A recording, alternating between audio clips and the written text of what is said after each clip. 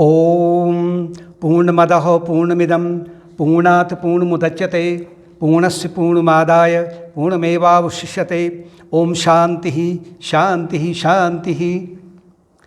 अष्टावक्र गीता में अष्टावक्र मुनि और राजा जनक के बीच का संवाद है और पूरा आध्यात्मिक रूप में दिया गया है, क्योंकि राजा जनक एक महान वैदेही थे और अष्टावक्र मुनि तो गर्भ से ही आत्मज्ञानी थे।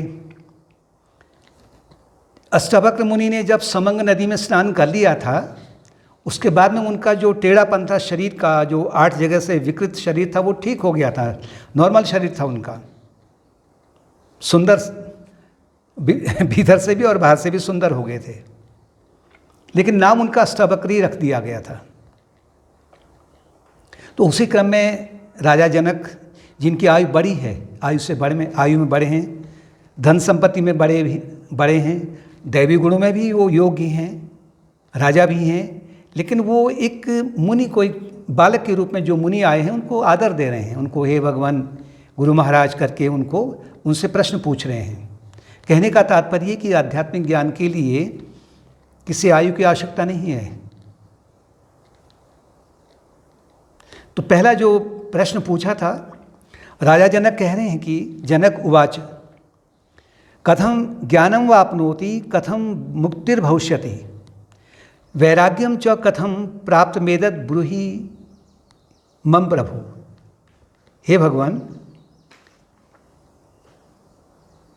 राजा जनक पूछ रहे हैं कि ज्ञान की प्राप्ति कैसे हो सकती है, कैसे हो, और मोक्ष कैसे मिलता है, और तीसरा उन्होंने कहा कि वैराग्य की वृद्धि कैसे होती है, मैं वैराग्य को कैसे बढ़ाऊं।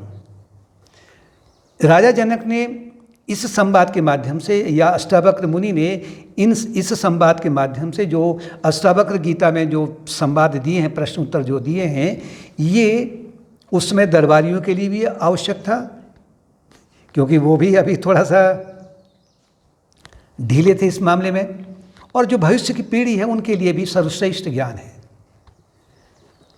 राजा जनक ने आध्यात्मिक उपलब्धि की प्राप्ति के लिए 3 प्रश्न पूछे थे पहले, जो बेसिक क्वेश्चंस हैं कि ज्ञान की प्राप्ति कैसे हो। ज्ञान के भी 2 पक्ष हैं, अर्थात विद्या जो है, एक पराविद्या है और दूसरा अपराविद्या है। पराविद्या है कि जो सांसारिक ज्ञान है, पराविद्या के अंतर्गत में ही अनुष्ठान इत्यादि भी आते हैं, और जो जीवन में अनेक प्रकार के जो क्षेत्र हैं, जियोग्राफी है, साइंस है, मेडिकल है, टेक्नोलॉजी है, वो सब इसमें आता है। ये व्यावहारिक जीवन के लिए आवश्यक है। जो दूसरा है उससे कहते हैं अपराविद्या। अपराविद्या का तात्पर्य है कि आध्यात्मिक ज्ञान से संबंध है इसका।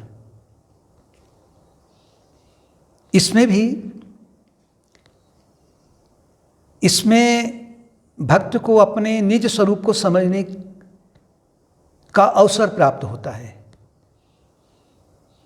मेरा स्वरूप क्या है, मेरे जीवन का लक्ष्य क्या है, जिससे कि वो अपने अंतरात्मा का अनुभव कर पाए, आत्मज्ञान कर पाए। लेकिन ये जो अपराविद्या है, ये भी 2 प्रकार की है, एक परोक्ष ज्ञान है, दूसरा अपरोक्ष ज्ञान है। परोक्ष ज्ञान का तात्पर्य है कि इनडायरेक्ट नॉलेज। इनडायरेक्ट का तात्पर्य है कि पहले साधक को गुरु के निर्देशन में, या जो अध्ययन कर रहा है सत्संग के में बैठ करके, वो पहले ज्ञान योग, भक्ति योग, ध्यान योग, कर्म योग और जो भी अन्य अंग हैं योग के, उनको पहले वो बुद्धि के माध्यम से समझने का प्रयास करता है, क्योंकि इसके बिना वो अपरोक्ष विद्या में, या जो डायरेक्ट नॉलेज है, वहाँ नहीं जा पाएगा। अपरोक्ष विद्या या डायरेक्ट नॉलेज में वो जाने के लिए फिर वो उसको जो उसने श्रवण किया है उसको अपने जीवन में उतारता है। गुरु ने उसे क्या आज्ञा दी है, जप का अभ्यास करना है, चिंतन है अपने स्वरूप पर कि मैं 3 शरीर कौन क्या हैं, पंचकोश क्या हैं, यम नियम क्या हैं, पूजा की जो विभिन्न पद्धतियाँ क्या हैं, यानी कि जो भक्ति मार्ग की जो नवधा भक्ति है वो क्या है, और भी जो अन्य हैं उनको फिर वो अपने जीवन में उतारने का प्रयत्न करता है। जब वो अपने जीवन में इनको उतार लेता है तो धीरे धीरे उसका चित्त निर्मल होने लग जाता है। उसके चित्त में जहाँ पराविद्या में या इनडायरेक्ट नॉलेज में जहाँ वो सकाम कर्मों पर ज़्यादा जोर मारता है, यहाँ पर वो अब निष्काम कर्म पर आधारित रहता है, चित्त शुद्धि के लिए आधारित रहता है, जिससे कि उसका चित्त पूर्ण रूप से निर्मल होने लग जाता है। फिर उन्होंने कहा कि मुक्ति क्या है।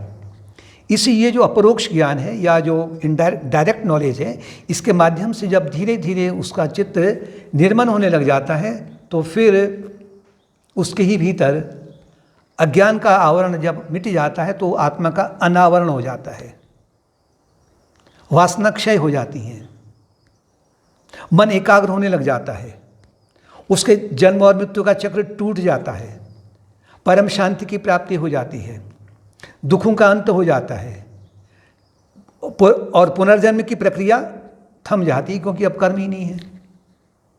कहते हैं इसे, कह रहे हैं कि ये मुक्ति है। और फिर उन्होंने कहा कि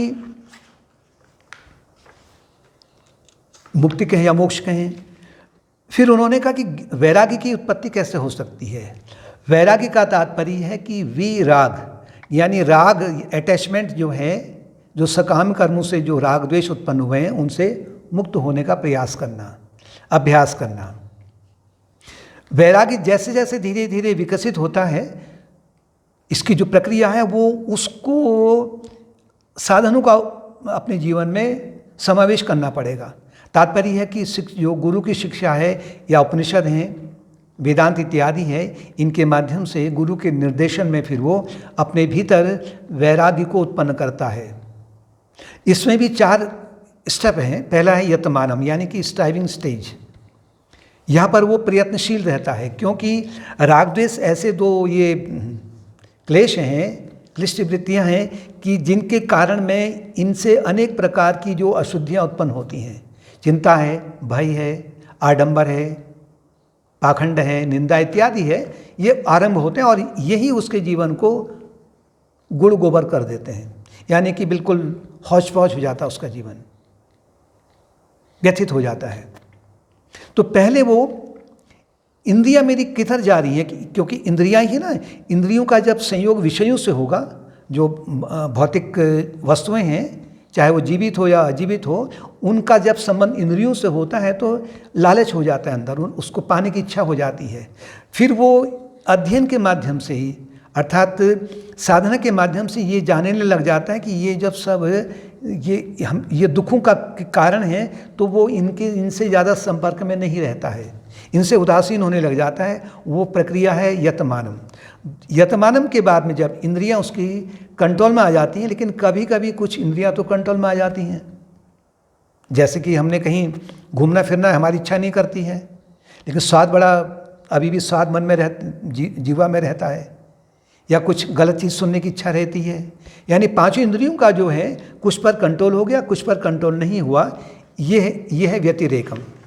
व्यतिरेकम का तात्पर्य है डिफ्रेंशिएटिंग स्टेज, यानी कि वो अंतर करता है कि ये वस्तु पर मेरा कंट्रोल हो गया है।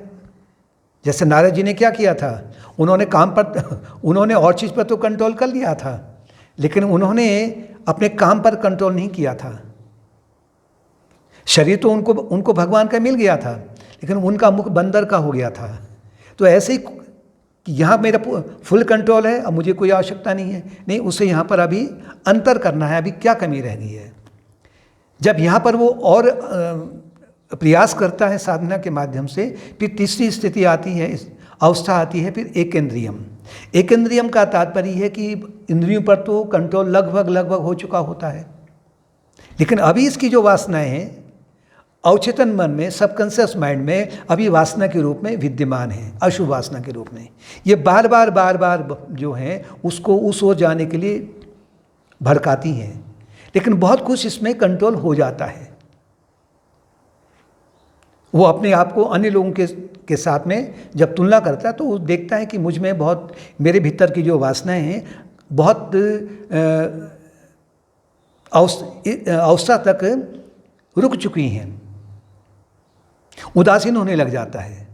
तो मन पर अब उसका जो नियंत्रण जो है, उसके लिए फिर वो आगे को और प्रयासरत रहता है। तो फिर आती है चौथी अवस्था, वशीकरण, यानी कि मन पर भी पूर्ण रूप से उसका कंट्रोल हो जाता है।